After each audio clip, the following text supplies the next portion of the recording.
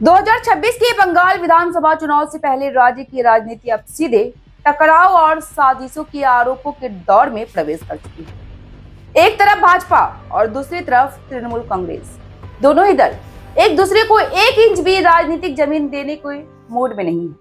Voter list से नाम हटाने यानी एसआईआर को लेकर मचा बवाल अभी थमा भी नहीं था कि ईडी की छापेमारी ने सियासी आग में घी डाल दिया। गुरुवार को ईडी ने चुनावी रणनीतिकार संस्था आईपैक के सॉल्ट लेक स्थित दफ्तर में रेड कर कई अहम दस्तावेज अपने कब्जे में ले लिए। यह वही आईपैक है जो तृणमूल कांग्रेस की चुनावी रणनीति का मजबूत स्तंभ माना जाता है। ईडी की रेड की खबर मिलते ही मुख्यमंत्री ममता बनर्जी का खुद मौके पर पहुंच जाना इस मामले को और ज्यादा हाई वोल्टेज बना गया। ममता बनर्जी ने साफ आरोप लगाया कि यह कोई सामान्य जांच नहीं बल्कि 2026 से पहले तृणमूल की चुनावी रणनीति को तोड़ने की सोची समझी कोशिश है। उनका कहना है कि एक तरफ एसआईआर के नाम पर लाखों वोटरों के नाम लिस्ट से हटाए जा रहे हैं और दूसरी तरफ पार्टी के दिमाग यानी रणनीतिक तंत्र पर वार किया जा रहा है ताकि तृणमूल को कमजोर किया जा सके। ममता ने सवाल उठाया कि आखिर चुनाव से ठीक पहले ही केंद्रीय एजेंसियां क्यों सक्रिय हो जाती है।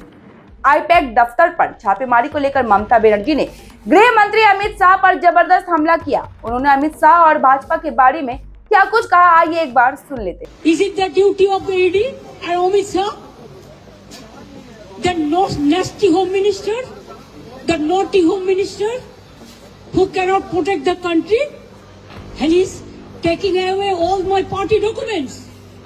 If I raid the BJP party office, what will be? What will be the result? They didn't have any guards. One side the SIR case, they're deleting all the names of the Bengal people. More than 2 crore people, 1.5 crore people are being called. 54 lakhs are being deleted without any asking their details.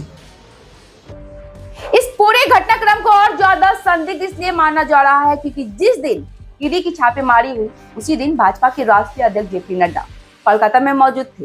Nadda की मौजूदगी में केंद्रीय agency की कार्रवाई ने तृणमूल को यह कहने का मौका दे दिया कि यह सब राजनीतिक संदेश देने के लिए किया गया है। तृणमूल का आरोप है कि भाजपा बंगाल में सीधे राजनीति लड़ाई जीतने में नाकाम रहने के बाद अब केंद्रीय एजेंसियों के सहारे डर का माहौल बनाना चाहती है। तो वही भाजपा इस पूरे मामले को कानून का सामान्य अमल बता रही है और कह रही है कि जांच एजेंसियां अपने स्तर पर काम कर रही है। लेकिन राजनीतिक जानकार मानते हैं कि चुनाव से पहले आईपैक जैसे रणनीतिक संस्था पर रेड होना सिर्फ कानून नहीं बल्कि गहरी राजनीतिक संदेशबाजी भी है। साफ है कि 2026 से पहले बंगाल की लड़ाई अब सिर्फ मंचों और रैलियों तक सीमित नहीं रही बल्कि एजेंसियों, आरोप प्रत्यारोप और सत्ता बनाम विपक्ष की सबसे तीखी राजनीतिक कंट्रोवर्सी में बदल चुकी है, जहां हर कदम चुनावी हिसाब से उठाया जा रहा है।